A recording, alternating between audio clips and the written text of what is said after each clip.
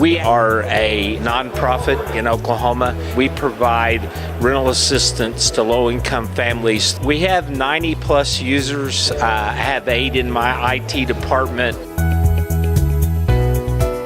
We ended up with ransomware, which was good that we caught immediately. We're able to then restore those files, but that's the thing that triggered us needing help. And being able to fish our folks to keep them on their toes. I fish them weekly. I catch some, not near as many today as I did 2-3 years ago. We have their attention now, and I tell them, if in doubt, double delete. We went from about 33% clicking on anything to now it's less than 1%. They say it's annoying, but I sleep better at night.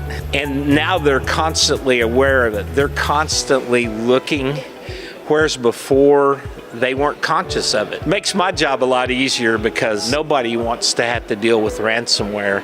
Today, it takes all of us to defend our perimeter.